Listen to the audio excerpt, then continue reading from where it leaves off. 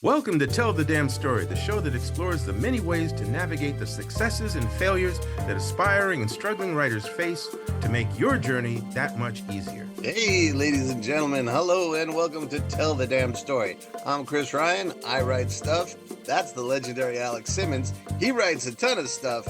And today we're going to talk to Brandon Easton, who has written all sorts of other stuff. And that's what we're going to focus on today. So I don't want to waste any time with tomfoolery. We'll have him on at Jane another foolery. time. Yes. All right, ladies and gentlemen.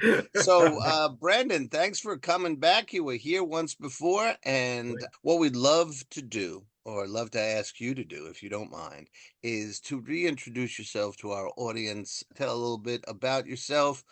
I think of the three of us, you'll probably do that the best. Sure. Well, first of all, thanks for having me back at all. I had a fantastic time, first time here. And on the way out, I said I'd come back, and I will be happy to come back again after this. As you can see behind me, I have baseball season starting tomorrow as of this recording. Well, the Yankees are playing tonight, but Orioles and everybody else that matters is playing Thursday, tomorrow. Damn. So basically, I'm from Baltimore, Maryland. I'm a screenwriter. I've been working in film and TV for the last literally 25 years, also in graphic novels and video games. I'm also a former New York City public school teacher. In recent years, I've worked on a show called Iyanu, which is now the number one shows on Cartoon Network, and is also number one in 44 countries across Africa. It's a Nigerian action fantasy epic about a young girl who discovers her powers and has to free her land from an evil curse. Coming up real soon, I have a film that's going to be released on May 8th called Takeover. It's an action thriller, which is done one of the first movies in history that's done in a hybrid live action animation style. It's starring Quavo from the Migos, as well as our old friend Billy Zane as the villain. Who doesn't love Billy Zane? But in the past, I worked on the Thundercats reboot in 2011. One of my big breaks was Marvel's Agent Carter season 2. I worked on Transformers War for Cybertron Siege on Netflix. And in the comic books, I've done so many things: Star Trek, Judge Dredd, Superman, Batman, Spider-Man, Mr. Miracle. Mr. Miracle, The Source of Freedom, which is one of my favorite things. Also worked on Vampire Hunter D, which WonderCon is coming up this weekend as of this recording. And we're going to have the first Vampire Hunter D panel at any major convention in 10 years because I'm working on a new Vampire Hunter D project. And we're going to make some massive announcements and show artwork from the brand new upcoming Vampire Hunter D graphic novel series, which technically speaking, by the time this drops, it'll already be released. But this is the first time I'm actually speaking about this on any media source. So this is a really cool moment. Wow. Thank you very much for that exclusive. Yeah. Well, hey, now I got to ask, when is it going to drop? The new series? Yeah. The new Vampire Hunter D series I am not in control of that. I mean, I'm only in control of writing, but I believe the Kickstarter will go up around San Diego Comic-Con this year, which would be late July 2026. Okay. But again, I am just the hired help. I am not in the production pipeline per se, but I would say that by San Diego, the book will be available for pledging and sale, or whatever you want to call it, via Kickstarter, I believe. Okay. Don't quote me. Okay. All right. Now, we will not hold your feet to the fire on that. Thank you. We have our sources, but no, thank you. Vampire Hunter D fans should be excited enough to just hear the news. Yeah. Gee, Brandon, it sounds like you're not doing much of anything, just sort of lounging around and with your feet up, you gotta pick it watching up, bro. baseball. What's up? I mean, come on. That's all I'm doing. I wish. Come on, get with it. Now, what a chronology of experiences that you've just run down. I mean, the man's fingers are bleeding from the writing. Let's see if we can look at this again, somewhat chronologically. Sure. Okay, there we go. Somewhat chronologically. I mentioned Mr. Miracle, and you mentioned comics and graphic novels, and then you also do screenwriting. Which came first? Which was the chicken? Which was the egg? All right, so I broke in to comics first in 2002, back with Pat Lee's Dream Wave. And when Pat Lee, he was a very famous artist. He did his own thing. He was based in Toronto. He did this one splash page of Transformers for Wizard magazine, which basically led to Hasbro giving them the license to do the first new Transformers comic in forever, and that was the late 90s. In Wow. fact, interestingly, I was introduced to Alex via our departed friend Rob Stoll Oh, in New yeah. York City, in Lincoln Center, many, Yeah. many, many, many moons Yeah. ago. So that was around the chronology of the beginning of my career when because I went to Ithaca College, which is in upstate New York, for Sure. undergrad. And I used to visit New York City during that last golden age of like 1992 to 99, in my opinion. And before September 11th, obviously. And but yeah, during that time, I was trying to break into comics. And then when I graduated from Ithaca in '96, I moved up to Boston, and that's when I had met Rob Stoll, even Hmm. though he was living in New York, but he, obviously was from Yeah, it was Boston. always back and forth. Yeah. So I had met a lot of comic book creators, which were there still a lot, and was a lot coming out of that Massachusetts and Connecticut and Rhode Island like triangle, that tri-state area. Hmm. And I kind of built my connections and my networking through that time. And I met a young man named LaShawn Thomas, who was now a major name in animation and comics. But through our relationship and connections, we wound up doing a book at Dreamwave called Arcanium, and that came out in 2002. And that was like my first step into the business, and that's a very condensed version because I had been grinding from like 94, 95 trying to break in. And in that time, there was no road map to breaking into comics, especially as a writer of color. Hmm. So that's a whole other ball game. Yeah. So maybe we can talk about grinding for a minute. We have a Sure. lot, as we talked about last time, we have a lot of people who are trying to find their way Yeah. as Yeah. creatives and writers, and we can never emphasize enough what it means to actually grind, right? Everybody thinks they're grinding. I wrote Right. I wrote 15 minutes. Woo, Right. exhausted. But let's talk about what real grinding is. Let's talk about Sure. what, especially when you're up against, gatekeepers and Yeah. potential, I don't want to say racism, but, Okay, you let's just say said it. limited Bigotry. opportunities, Yeah. right? Yeah. Right? Yes. So what does it take? What did the grind look like for you? Okay, so there are two paths we can talk about, just the grind and then the politics post grind, Cool. because those are things that are very, very real. And very few people talk about this. And Mm. I'm very happy to be transparent. So the grind for a writer, and I'm going to be more specific, in the late 90s, early 2000s is very different than now. Because now we have the internet. The internet back and then was just dial up. You had to get those AOL discs, those trillions of discs that are like Yeah. in landfills right now, trillions of them. Not everybody knows what I'm talking about, but folks who know, you know what I'm talking about the AOL discs. God, there was So, so many. Everybody had oh 30 of God, them. man, we used to throw them at buses from overpasses. There was so many of them. But anyway, so basically back then it meant, like it does now, going to comic book conventions. Back before Hollywood took over comic book conventions, it was stinky, small, but every now and then you could run into an editor from any kind of company, whether it be an indie, a mid-level company, or Marvel or DC. And the idea was to find a way to get an artist, if you're a writer specifically, if you're a writer who can't draw, you need to pair up with an artist and approach an editor together as a team with either drawn samples or even a completed book so Hmm. that the editor could take you seriously and know that you're not going to waste his or her time.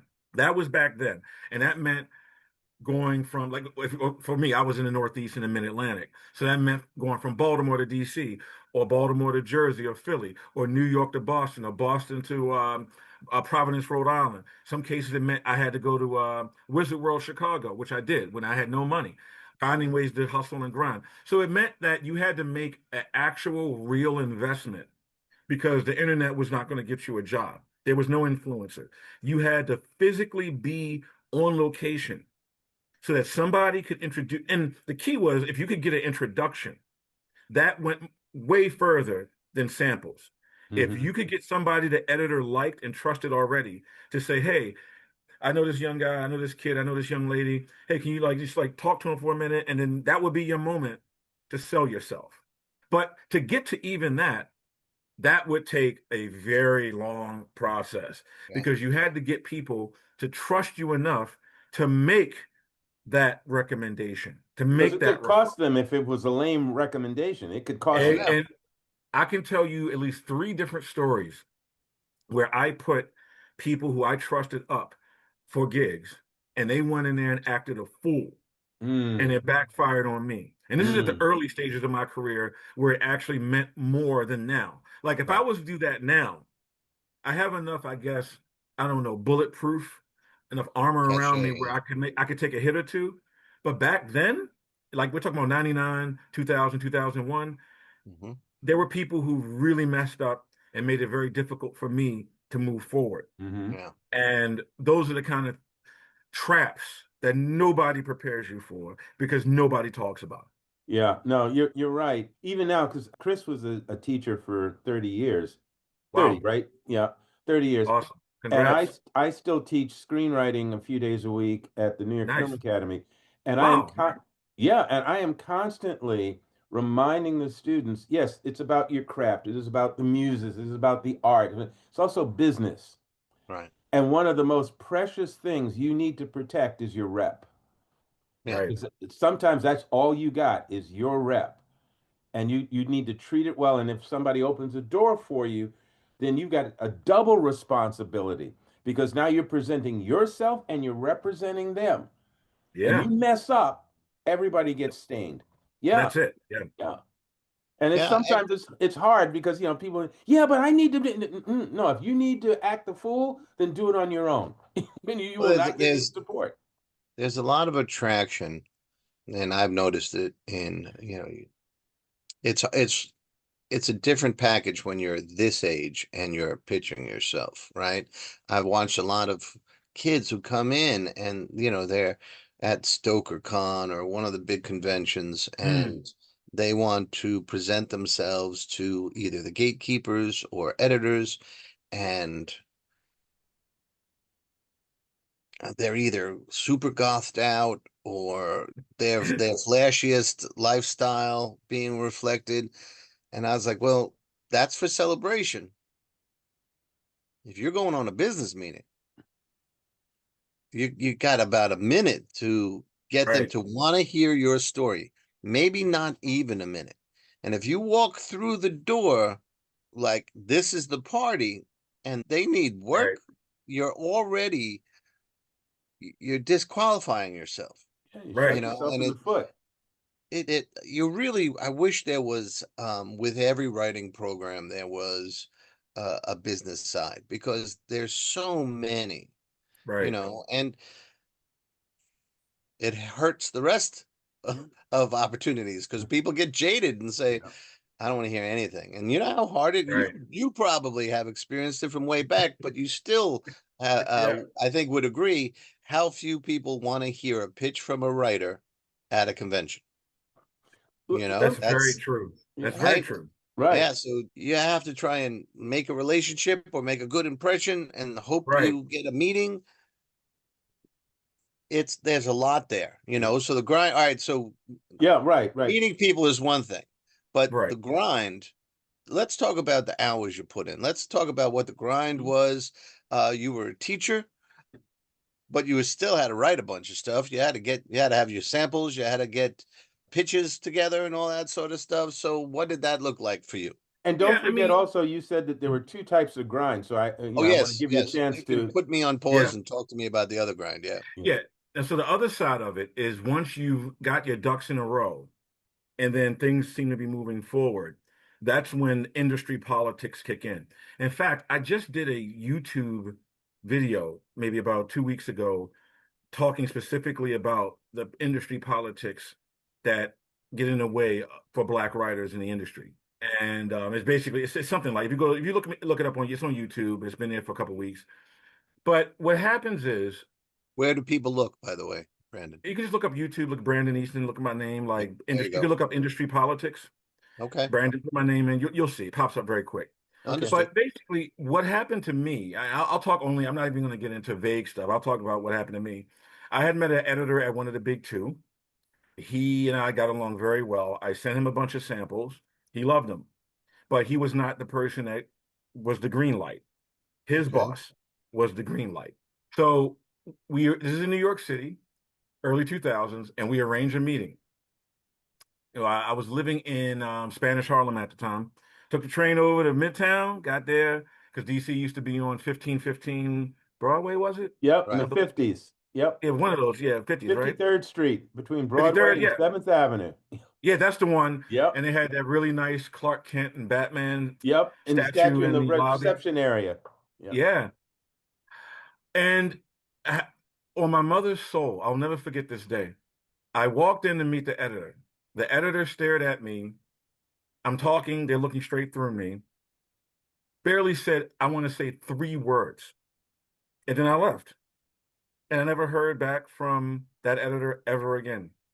Even though they had already seen my pitches and already thought that I would be good for this particular line they were doing, they barely said anything to me. I reached out to the assistant editor who I had the relationship with, and I said, dude, what happened? He says, I've never seen that happen before. Which meant that I was probably one of the few black writers that actually gotten that far for that particular line. And to this day, I've never heard back from that editor after that. And it was the weirdest thing. I have no idea.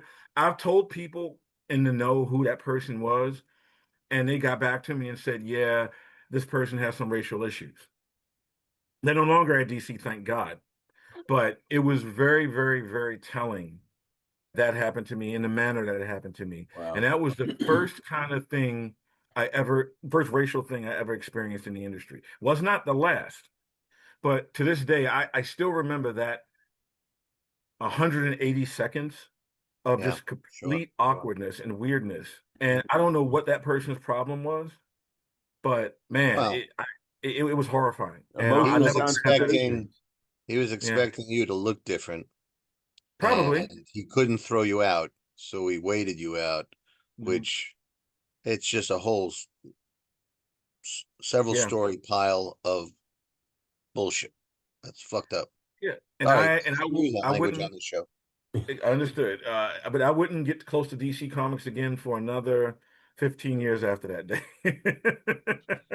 Yeah.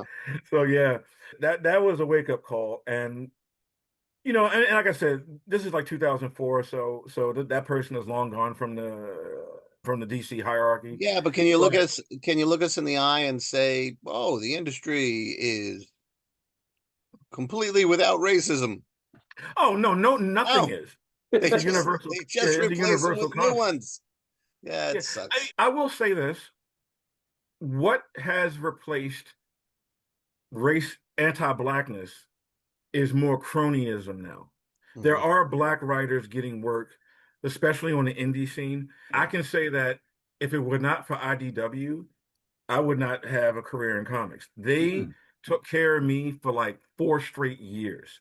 And IDW, I can say loudly and proudly, is one of the few indie, or the bigger indies that are not afraid, is not afraid to hire black, specifically African American writers. Because in the time since I was there has been a massive influx of writers like Stephanie Williams and Johnny Parker and Star Trek. They worked on Morgan Hampton and a few other people who have gotten a chance to work at IDW. So, but now there's been some complaints that certain editors at companies will hire black people, but only black people who are their friends. So we're getting like Yeah. a whole new set of Whole, problems. whole new Cronyism. kind of gatekeepers. Mm. Yeah, Meanwhile, yeah, I'm looking for that geezer comics. They want the old they're out guys. there. They're out there. You just got to get They're them. out there. So I'll have to keep looking. you made it into the race, and you're running the race, and you're Yes. doing the comics thing. And I want to just bring us forward a little bit. Hmm. Did you encounter the same sort of resistance, challenge, slap in the face, stab in the back, or handshake, hearty handshake, when you transitioned from comics into film? The TV and film is different, and I'm glad this is a fantastic question. I'm glad you brought this up. The backstabbing and foolishness in comics don't make sense because the checks are usually four-figure checks. In film and TV, those checks are, I'm not saying it's never worth it to lose integrity, but I Right. can understand why people are scum or behave like scum in film and TV because you can make the equivalent of $38,000 an hour working in film and television, whereas you will never make that in comics as a Mhm. writer unless you get really lucky or you sell your soul to Mephisto or something. Um, in film and TV, what exists is a weird kind of self-delusion. It reminds me of that line in The Departed that Martin Sheen says to Leonardo DiCaprio, "We deal in deception, but we do not deal in self-deception." Writers in Hollywood, particularly some black writers, not all, I'm going to be very specific, and writers of color in general, are often forced to create a persona that will make other people, quote unquote, comfortable with them. And that persona means that you have to sometimes flush integrity and self respect down the toilet. I have never done that, and I'm not going to do that. And a good friend of mine who's an actress, who, I'm not going to say her name, but you'd know her if I said her name, African American actress, been around for a while. And she said to me, the reason why it takes people like you and I longer to make it is because we're not willing to hurt people to win. And I don't feel as though I need to do that because I know it might sound antiquated or weird or even foolish, but I need to be able to look at myself in the mirror at the end of the day and not want to throw up. I And would I have liken never, that to ethical, right. I mean, it's not yeah, antiquated, it's ethical. And ethics, actually, yeah, everybody and his mother wants ethics. Not everybody is willing to deal with it, is to do the right. work, Because even Hmm. even the, even as you coined the phrase earlier, the scumbags, they want a fair deal for them. They're just not Right. willing to earn it For or anyone do it else. for others. Right. Right. You know. And the other thing about, because this is the entertainment industry in Los Angeles, there are, if you think there's unspoken rules in life, the level of unspoken rules in Los Angeles are almost endless. The list goes on, but chief of them are like you need to be skinny, and if you are not white and male, you have to do a bunch of different things to make people comfortable with you. And if no one walks you through that minefield, you will step on mines. And God knows I did. I'm not going to be like pencil thin. I'm not going to look like one of these guys on The Bachelorette or The Bachelor or one of these dumb reality shows. I am who I am. And I didn't realize how not being thin with a washboard stomach, how much of an impact that had on my actual writing career. Like it was astounding to know. And so these are the things that people don't talk about. For some reason, I don't know why everyone's so scared because it doesn't matter now. The industry's gutted. People can talk about this. I mean, it took the Me Too movement to bring down Harvey Weinstein and other people. It's like the level of fear that I think is what I want to get to. There is so much unnecessary fear of reprisal that never happens because what they're afraid of is somebody blacklisting you. And I have been blacklisted and I still work. It hurt. It took years and months off my career, but lies only go so far. One of my favorite comedians, Cat Williams, says, "The devil cannot create blessings for his followers." And whether or not you believe in Christian mythology or beliefs or whatever, but I understood what he meant by that. Hmm. That there's only so much evil can do because evil is actually finite. People don't think it is, but it is. And if you allow the fear of that evil to dictate your movements, that's when you give up integrity. And that's when ethics go out the window. And I think that's what needs to be said more that isn't discussed. And Hmm. that's my issue personally. Let me ride that train for a moment here. I'm going to flip back to comics for a moment, but then Sure. jump forward to animation. The Mr. Miracle miniseries that you did, Yeah, I there loved was it. a lot of what you just expressed. There was a lot of, I understand, behind the scenes challenges to that. And I'm Hmm. just wondering, how did you come up with the concept and then how did you deal with those challenges? Because the Mr. Well, Miracle that a lot of people are familiar with is the scot-free. right. But that's Okay. not who you were writing at that It point. was Shiloh Norman. Yeah. Okay. There's a couple of things at hand here. Okay.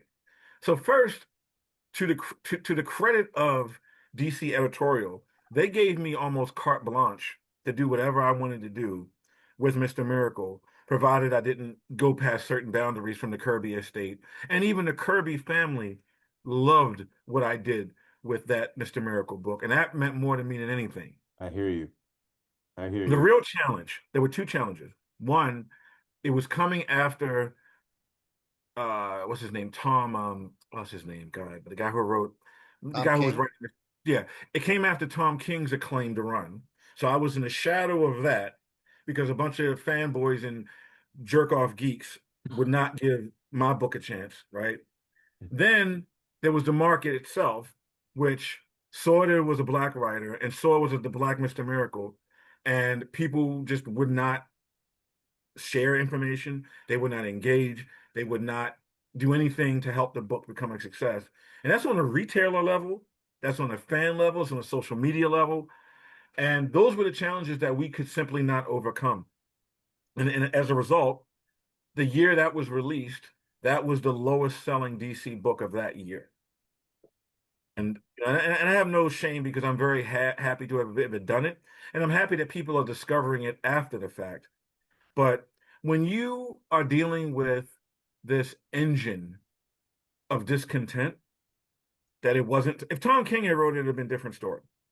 If I had pretended to be, I have a sociological experiment I'm going to do if I get another chance at a big book. I'm going to pretend to be a white writer and see what happens. I'm going to make up a name. I'm going to get a AI, picture of a guy that looks like he's from Nebraska or looks like Kevin Costner, a young Kevin Costner, and I'm going to say that's me. And I'm going to see what will happen with the reception, not only from Black people, but also the general retailer population and audience. Because I believe that, like Dwayne McDuffie said in a very famous interview, when they know that you're Black, everything goes out the window.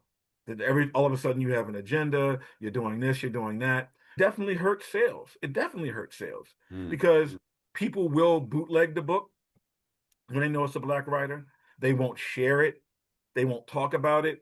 But if it's Jason Aaron or Rick Remender, no, nothing against those guys at all. If it's Scott Snyder, if it's Robert Kirkman, they'll go crazy and share it and give all the free advertising you can give. But when they know it's a Black writer, that energy isn't there, Okay, and so that's just a fact. you went to the wall with this because I think it's important here to point out with everything that you're saying, you didn't just paint a character black and say Right. this is Mr. Miracle. You tied it into The the story mythology. structure, right? And you made Yeah. it make sense because as the writer that you are, you were, here's that E word again, you were coming from your point of integrity. You wanted to have an authentic character that's Yeah. stepping into this uniform for this particular adventure. It was not necessarily, Mr. Miracle needs to be black, so I'm just going to do this, right? Right. Right. Right. Right. Exactly. Right. So in doing that, and then hitting that wall, hitting all that adversity and those challenges and everything, what the heck was on your mind when you went into Iyanu? Well, oh wow. I mean, Iyanu comes Yeah, way but after, I right? told you I was But going to do that. Right? yeah. So to give you the context for Iyanu, because I do want to give you a little bit of context. I was working at Blizzard Entertainment. I had left Hollywood at that point and went into video games because things had gotten really bad for me because of certain things that happened to me historically in the industry. And I was working on Overwatch and Hearthstone and some other projects at Blizzard. And to be absolutely honest, Blizzard was the first time, right? Being a writer at Blizzard was the first time pretty much in my entire career up until that point where I felt valued as a person. I know Blizzard has some issues that happen with harassment and all that stuff, but the team on the writer's side made me feel validated not only as a writer but as a human being. Wow. People actually cared about my perspective for the first time ever. For the first time, people actually weighed in my human lived experience into concepts and ideas.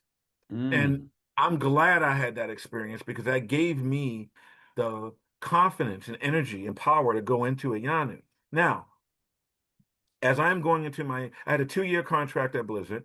As I was going into my 2-year contract, they had offered me a much longer contract. Sort of like, I always talk about this, like when Commander Riker in The Best of Both Worlds Part 1 is offered his own command and he decides not to take it.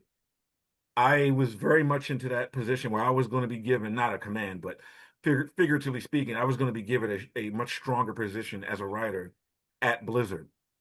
And I had to make a decision. So I was approached to adapt Iyanu while at Blizzard in my second year. Blizzard's one of the best things about them is that they allow writers to write on exterior projects, provided it's not a competing project. So I was able to work on 2 different movies. I was able to write the pilots, the 2-part pilot for Iyanu while in my final year at Blizzard, which became what would become my final year at Blizzard. Mm-hmm. And yeah, and so with Iyanu, I mean, Roy Coupe deserves all the credit. He created the graphic novel, has a massive deal with Dark Horse. Many, many more books are coming out in the Iyanu verse. So I met their executive production team. They sent me the books. Roy himself was a fan of mine. I didn't even know I had fans, honestly. And he said to me, what would you do with it? So I just went into the book, like any adaptation, finding the emotional beats, converting that into a TV narrative from a comic, and sent it in. At the time, Warner Brothers was heavily involved in the licensing of the project and the optioning of it. Warner Brothers executives saw my script, commissioned me to do a part 2, which is what became the 1-hour pilot or the 2-part pilot, whatever you want to call it. And making a long story short, that led to me leaving Blizzard to work on Iyanu as the head writer.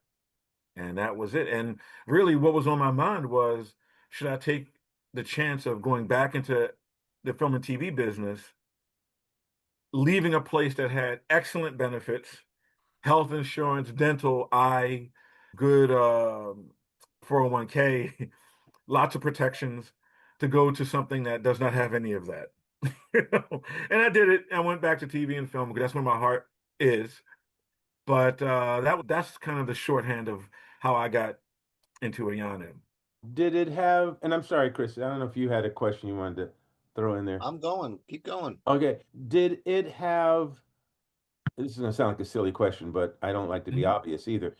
Did working on this project, which had this African cultural base to it, was that more tempting than anything else that might have come along those lines?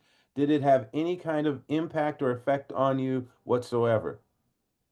The African side of it, or specifically the Nigerian side of it, was very, very compelling and was very tempting. However, had it been Star Wars or Transformers or BattleTech or I don't know, Dungeons and Dragons, who knows? If it had been Blackjack. something like that, or Black, yeah, I mean, I think big risk was that Iyanu was unproven in the marketplace at the time. There was nothing like it, and the books themselves had not made a cultural imprint like they have now. So it could be rolling the dice and rolling up snake eyes. I didn't, Right. but there was a very strong possibility that I was throwing my future away by taking a chance on Iyanu.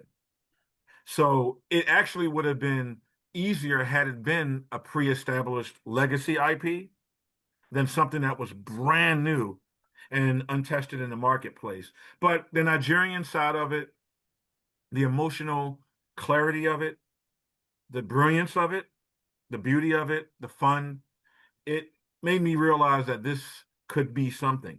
Mm. And, my instincts in this particular case were right. So let me ask, this is not something that every single writer would do. Hmm. If they had a Blizzard situation and Blizzard was offering to bring them in further, and extend and all that, which Yeah. was kind of the sure thing. Right. And then you had this other thing, even though you could see potential, even though it was a fascinating project to you, I'm assuming, Hmm. it was still one, you were going back to where you've been burned.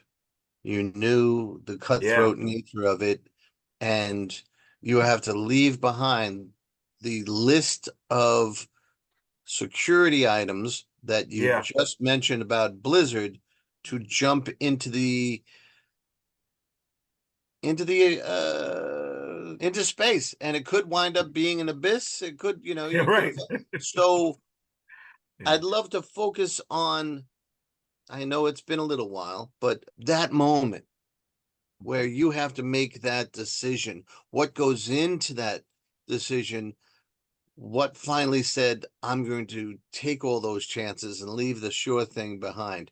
What was that? Because there's so many people here that Mm. writing is not their major source of income. And it Right. would be scary to do the leap Mm. that you did. So I'm sure there's a lot of people saying, how did he make that decision? Sure. So please, if you don't Fantastic mind. question. Yeah. I think what the difference was that even at Blizzard, I was still beholden to other people's whims and other people's idea of what quote unquote good writing was. Mm. Whereas with Iyanu, in this particular situation, I would be steering the narrative ship completely. I had no gatekeeper in my writer's room. I was the person determining the flow, and I knew at the very least we would get 10 episodes out at least. And that's a year of work, roughly. Even if you only work 6 months, that's still like a year's salary. Right. And the salary was pretty much equal to what I was getting at Blizzard, so it wouldn't be a step down in quality of life, which is a major factor. It's just that it Mhm. was not a infinite, income Right. stream. So really what it was despite the fact that I really enjoyed my time at Blizzard and the writer side of Blizzard is absolutely astounding. There were also challenges narratively within the Blizzard infrastructure that I was starting to get a little bit worn out with, and I needed to get back into a place for my own sanity where I wouldn't be second guessed about things I knew was already right. There is no See, greater hell for a writer right. than when you're working with people who don't have any narrative skills or no executive experience managing writers. A lot of times in video gaming, they put people in charge of writers who have never written a sentence in their life or creative sentence in their life. So that could be a challenge too. And Mhm. so Sure. a lot of Understood. things went into my decision. But the biggest one was knowing that I would have pretty much 90% control over what was going to happen in the show. Okay. And that meant a lot to me. Now, we've tested the resolve of our Mhm. viewers here today, taking them Right, through the struggle, and the struggle right. continues. Sorry, that's kind of a cliche, but and maybe not one for me to say, but we understand what I'm trying to say. Sure. So let's talk about a little bit of the glory, right? Okay. Because Iyanu is beautiful Thank you. and exciting. So you took that And leap fun. and fun, yeah. Yes. And you took so that idea of taking that leap and then finding that and being able to create important stories that are fun, that are beautiful to watch. She as a character is absolutely absorbing and enchanting. Let's talk about that Yeah. because everybody who watches the show, I mean, some of them watch the show because Alex is so hot. We have to, we understand that, right? But most of the audience, that's the dream to be able to express something and express it well enough that the other side, the audience, embraces. So let's talk about what this experience was like. I'm going to shut up and let you talk for a while. Yeah, I mean, it was very I'm trying to think of the best word I could use is uncomplicated, because I think the biggest issue that I have with the film and TV industry, beyond all else, is that people sometimes make things needlessly complicated. There are times when a 3 sentence paragraph in an email could replace a 2.5 hour Zoom call. And I don't know Mhm. why people do. I mean, I do know why. Some people want to justify their salaries. But once you eliminate the needlessly complex moments and scenarios, your experience will be absolutely beautiful.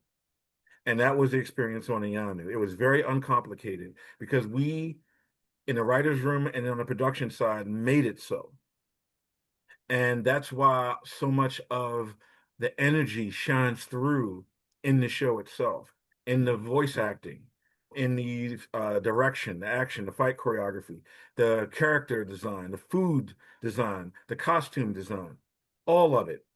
It was very uncomplicated because everybody knew what their role was, and nobody was made to feel anxious because of deadlines or anxious because of somebody's ego. I made sure on the first day, especially in the writer's room, to eliminate any of that. How'd you do And that? so I said it. I said, 30 seconds after we sat down in those chairs, I said, I believe that any problem that we face on this show can be solved within a mature adult conversation. Nobody is going to leave this room feeling slighted, misunderstood, underestimated, or disrespected. And if you do feel that way, don't leave the room walking out into the world feeling that way, because that's when issues start. Right.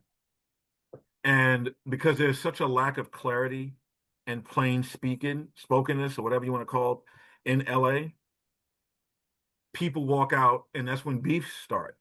That's when misunderstandings start. That's when hatred start. That's when people start forming cliques over nothing, and that hurts everybody in the long run. So I wanted to eliminate that. And by eliminating that on day one, we had a very smooth ride. Now, I'm not going to say it was perfect because nothing is, right? Mm. When we had issues, there were challenges, there were some big obstacles, but we didn't have a lot of the problems that other shows have with nepotism or cronyism or bigotry or sex. Nothing. We had no sexism, none of that stuff. Everybody was on point. I made sure that writers were vetted that I hired. I hired 2 people I never met before. Then after that, I hired another 2 people I never met before. Because I didn't want to fill it up with people I knew, because that can create a dynamic that's unfortunate. Because I worked on shows where out of like a writing staff of 8, 5 of them were best friends with each other, and the other 3 of us were kind of like standing on the outside in a hurricane.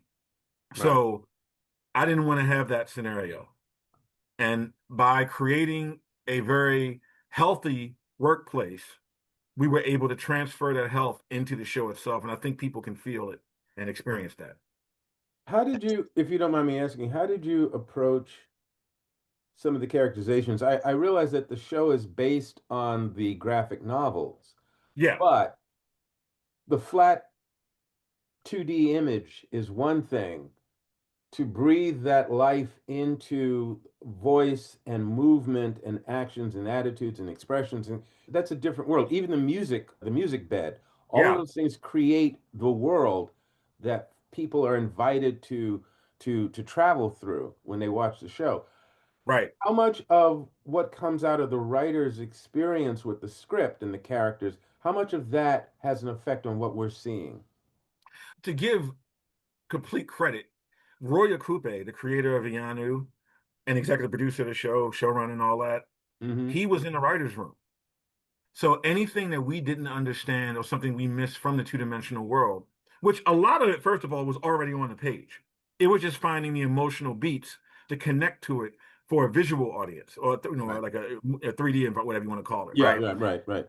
Roy being there made all the difference in the world. His insistence upon Nigerian voice talent and taking Nigerian Afro beats, and also getting producers familiar with Afro beats, people who had worked in the industry, putting all that in. That was all a synthesis of my writing talent, but also Roy's lived Nigerian experiences. Mm. So it was, and also a whole writer's room. I mean, we had a bunch of people from different disciplines. We had, a couple of Emmy Award winners. We had people who had worked on all the Cartoon Network superhero shows. We had a pretty, it was like Cary Grant, Ivory Floyd, Matt Wayne, and myself, and then Roy. That was our first season staff, and most of them came back for season two, plus some new people. We had a good collection of people who brought hundreds of years, figuratively speaking, But yeah. into I the know what you mean. room, Yeah. and we applied it to the show. And that's what you're feeling. And so that's where it comes from. But Roy is the heart and the soul of it, because without him, we wouldn't have a show. And without his Nigerian life experience and love of Afro beats and knowledge of Afro beats, Mm. that made a huge difference. Wow. Wow. That's great. Did you have, I know again, it's in the book. Roy brought those characters to life on the page, and you, with him in the room, brought it to life with the other members of the team for the animated series.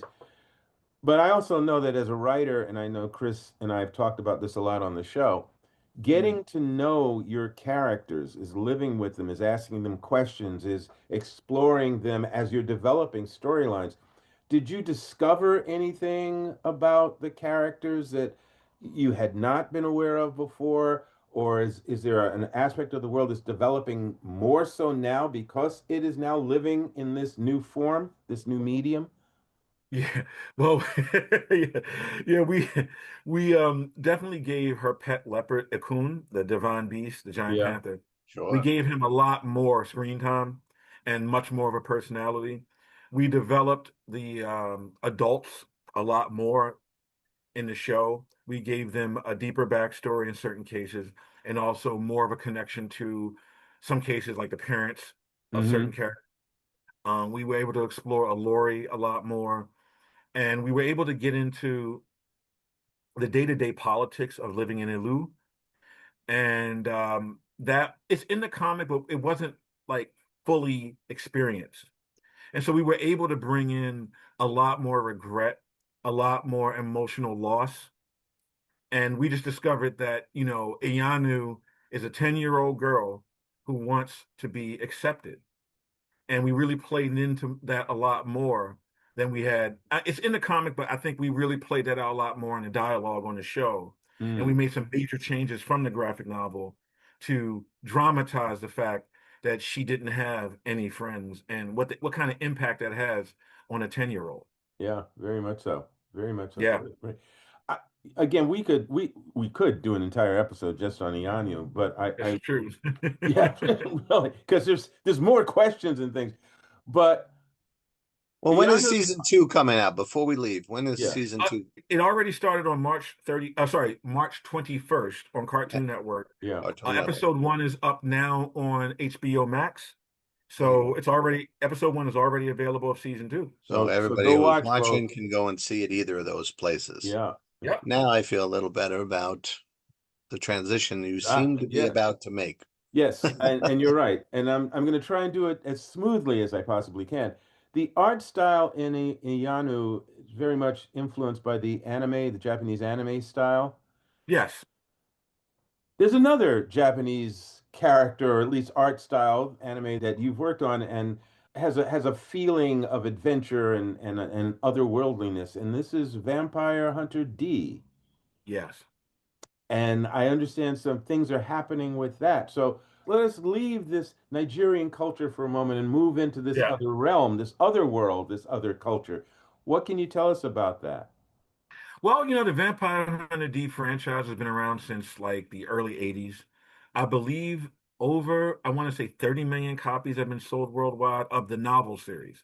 So there's a prose novel series that predates all of the other media Okay. by Hideki Kikuchi. He's still writing. New novels are still coming out in Japan in the Bless him. Japanese language, which are untranslated. But I think I could be wrong. I want to say maybe 18 or 20 have already been translated into English of the 32 or something like that exists. I could be wrong with the numbers, but We'll a lot check of the them have been numbers. Yeah. translated, right? I was hired by Unified Pictures to adapt an unreleased short story that Hideki Kikuchi had put in a magazine in Japan, but it had never gotten released. Then that story was translated into English, and I took that and turned that into a graphic novel, a 5-issue graphic novel, and that's what was released back, I want to say 2016 or so, maybe Mm-hmm. 2015, 2016. And that was, at the time, the 4th highest grossing comic book Kickstarter of all time at that point. Other Wow. things have come and broken the record, obviously. But at that time, we were number 4. And it's called Message from Mars.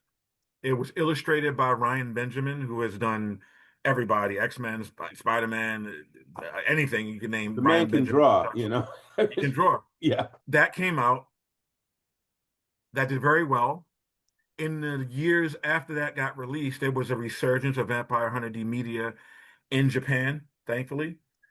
And so Unified Pictures brought me back to adapt something else into a very large graphic novel series, which will be announced as of this recording, it'll be announced in a couple of days at WonderCon. Okay. But I can't say too much about it, but by the time this drops, the information will probably be all over the place. So, but yeah, so there will be a brand new Vampire Hunter D graphic novel written by me and drawn by Ryan Benjamin. We will be going back to Kickstarter, but Oh, this time there's going to be a much tighter and faster Kickstarter rewards process. All the books, so the majority of books are going to be done even before the campaign begins. So there will be wow. very quick delivery. And that's basically where we stand at this point. There's going to be some pretty awesome announcements at the WonderCon panel, which again will be the first major Vampire Hunter D panel at any big convention in 10 years. So we are very excited about this. We can't wait. We're going to have producers from Unified Pictures. We also have a Vampire Hunter D podcast called Lefty Speaks, which is available on YouTube for free, but we have a Patreon page for people who might be interested in checking it out. Mm. Because if you join the Patreon, you get access to a bunch of stuff that your typical listener won't get access to, which includes some merchandise. Oh, you So get some that's bonus other stuff. stuff Okay. yeah, and there's also a Vampire Hunter D Discord that the all of us, the production staff, we commiserate with fans in real time every day. So I would just say that if you're interested in Vampire Hunter D, this is the time to jump right back in. The Message from Mars book is completely sold out worldwide. It was a very limited run. However, I do have extremely rare copies of the oversized hardcover. I have a few copies of the regular size hardcover, and I have, which is even rarer, several bundles of the issues, physical 1 through 5 floppies Wow. that have never been released anywhere on Earth except in the Kickstarter. And those will be available for sale on Sunday at At WonderCon, WonderCon. which again will This be is already March 27th through the 29th, folks. Well, WonderCon, right. March 27th through the 29th. I believe this episode will drop after that, but I just want Right. people to have a point of reference for this. Yes. And of course, by the time this episode drops, as Brandon just said, there'll be wonderful and extremely exciting news about some stuff that's going to be happening. We guys are on the down low here. Yeah. Our panel will be recorded, Ah, Okay. and the panel's audio will be recycled back into our official podcast. So not only will people who missed it be able to watch it, they'll be also able to listen to it. And there will be some articles in media because we're going to do a press release, and it'll be picked up. So there will be information around. So in terms of Vampire Hunter D, if you're a fan, you have a lot to be excited for. And stay tuned because the Kickstarter will be dropping. And believe me, you want to get on board because there's going to be stuff available only through the Kickstarter that you're going to want to have. if Trust me on if that. if we can, we'll try and have at least a link to some information about this in the comment section of our show here. So It'll be out right after WonderCon in early April. okay, okay, Yeah. okay, good to know. Okay, so Brandon, like I said, you're not doing much of anything. I mean, just sort of lounging around and going to Orioles games here. I Um, wish I wish I could go to more Orioles game. we've covered the grind. We've covered some of the Breakthrough. social issues that challenges that you've dealt with. We've talked about personal quest and feelings and attitudes. We've talked about camaraderie and creativity in both the writing, but also in terms of the media marketplace. And the E word, we've talked about ethics. And now this is exciting news about this series that's cross-cultural too. And I think, one of the things that Chris and I have talked about both personally, but also on the show, and we both sort of had our own individual battles with folks not so enlightened, is that the world is large. And Right. when you get good people together, it doesn't matter where they come from, what culture, what lifestyle, what gender, any of that. When you get good people together that want to focus on creating something that's good, Hmm. quality of life, a quality of community, whatever, it's unstoppable and it's exciting. It's normally so exciting and supportive. You talked about when you were with Blizzard, and now Yeah. you have this relationship, this community that you're working with Iyanu. What do you see going forward? What are you looking forward to going forward? I mean, obviously there's still going to be some battles and things, but what do you want? What are you shooting for? Excellent question. First thing that's happening is, I do have work. I mean, I've been hired to do some more work in feature animation, thank God. So things are going well in that regard. However, I also started my own LLC, my own publishing imprint back in 2024. I haven't announced it publicly, the name of it or anything, but I'm only going to do that when I have more material to announce. What, download But media? Keep it on the download media, yeah, right? pretty much, yeah, for Yeah. now. I've been working very, very hard on my own IPs because that's what you got to do. I've created a bunch of pitch decks. I've learned the hard way that you cannot expect anybody to do anything for you. Right now, in the current media marketplace, the only people who are winning are people who have bet on themselves, double Mm, down on their own material. And even though it's much harder in some ways, the payoffs are greater when you own your own material as opposed to being hired to work for somebody else. So I have just been working on a space opera novel, my first prose novel ever. I have two other graphic novels that I'm developing and a bunch of pitch decks for animated TV series that I'm putting together as we speak. So that's basically what I'm doing now. And my goal is to get my own stuff out there, following the path of people like Roy and other folks who have their own material, get a deal and see where it goes from there I and hear wish for the you. best. I hear you. Yeah, that's where I'm at. Chris, anything you Excellent. wanna? No, I am glad that he's finding a hobby. No, I mean, this episode was a journey, and I'm glad that we ended up on the good news. And Yeah. I would hope that emerging creatives and writers take that for what we mean it to be, which is, yeah, it's a grind and it's a long time. And there are a lot of gatekeepers, and there's a lot of politics, and just BS that you have to deal with. But every once in a while, you get to tell a story.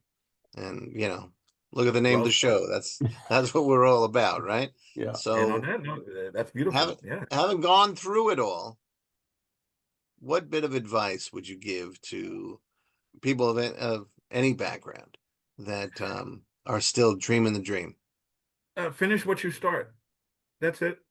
I mean, somebody who I think I look up to, I don't know the man, but somebody who I think is a good example is Andy Weir, who wrote The Martian and now Or, Project Hail Mary. And I mean, the guy was a science nerd, is a science nerd who oh yeah, actually had writing talent.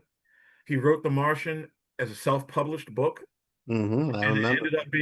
ended up being directed by Ridley Scott, for God's sake. Yep, You know, and winning a Golden Globe for comedy, which is weird. I don't understand that, but it won a I don't Golden Globe understand for that comedy either, but film. okay. But the fact is, the man didn't wait for permission. Right. And there's a lot of other people. Issa Rae, who ended up doing Insecure on HBO, but her Oh, first series was a web show called The Misadventures of an Awkward Black Girl, right. and she bet on herself, put it Mhm. out herself. The guy who did Dear White People, or the team who did Dear White People, self-funded, Huh. and it's like Kevin Smith Yeah. funded his own stuff through selling his comic book collection. I mean, there's a long line, like whether Spike Lee, Robert Rodriguez, Quentin Tarantino, even. Yeah. There's Yeah. an endless line of people who took a chance on themselves and didn't wait for permission. And so for me, my advice is to stop worrying about influencers, stop worrying about TikTok and Instagram. Sit down, write your damn story, and finish your damn story. There you go. And that way, nobody can mess with you. That way, at the end of the day, if you ever get that call saying, "What do you got?" you can reply with This is what you multiple. got. Yep. This Exactly. is what you And got. that's the only advice. It doesn't matter who you Mhm. are. I mean, obviously, if you're born wealthy, like a Max Landis, you can get a chance at getting into things that other people can't get. Yeah, but But that's for most of us who are struggling, who work, who carry, grocery store jobs or working at a movie theater or yeah. working at Home Depot while writing, believe me, I did the same thing. I was working at GameStop. I was working at Barnes and Noble. I was adjunct teaching here in LA, for quite some time before I had my first break. So I get it. I mean, you got to struggle and you can't look for sympathy and you can't expect anybody to care. And Right. once you get that into your mind, you'll be unstoppable because once you realize that you can do it yourself, then that's it. Yeah. Do it Yep. yourself. Agree. And that's And it. since you brought up Andy Weir, Project Hail Mary is a beautiful, fantastic Loved movie. it. So Loved it. might as well So endorse it while we're here. Yeah. Okay, why not? Go ahead. Go ahead, Chris, and endorse it. Oh, you just did. Okay. so that's my take, and that's pretty much everything. Yeah. Just That's finish what you great. start. That's fantastic. Yep. I Brandon, appreciate you'll it. be That's back. great advice. I do a lot of independent and it bolstered my spirits to hear it. So I'm sure it bolstered some of the people out there. So I thank you for that advice. That's fantastic. And I thank you for being here, Brandon. It's always cool to talk to you. It's always um Enlightening. revitalizing. So that's really, yeah, and enlightening, but revitalizing. And that's really great that you can offer that to people. So thank you. And again, we're gonna get you back here again because there's just more. There's just more to talk Well, about. I'll leave on this one thing that maybe a mutual colleague. I mean, Dwayne McDuffie's widow. I shouldn't even say that, but like Charlotte Fullerton McDuffie. When I first met her, she said something to me that changed my entire career, and I'll share that with everybody. And this would have been around 2009, 2010 when she said it. She said, "Brandon, whether you realize it or not, there are always jobs. No matter what anybody tells you, there are always writing jobs. The problem is you don't know the people who are hiring people for those writing jobs. So keep it in mind that regardless of race, class, gender, or age, those jobs exist. It just requires a bit more hustling, a bit more network. If you're obviously still building your own IP, but there are open writing assignments out there. And I miss out on them and I'm in the middle of it all. So the trick is keep your ear to the grindstone, talk to people, and hit up conventions when you can, because that's where you might find that little nugget that will lead to a gig. And that's something that really changed my life because it's true. I found out after that everything she said was true. There are always writing jobs. Regardless of what you hear, mergers, this and that, there are still writing jobs out there. So keep that in mind, folks, and don't despair because, just because there's mergers and whatever, there's still jobs. Keep that in mind. I got you. Thank you. Keep man. on Thank you grinding. very much. All right. Okay. Brandon, Brandon, thank pleasure. you. Chris, Peace, everybody. as always, a pleasure. And folks, keep telling the damn story and keep listening to us so you can hear the stories we're telling because they're damn good too. All right, guys. Take care, everybody. Good talking to you. Bye-bye. All right, bye-bye. Bye.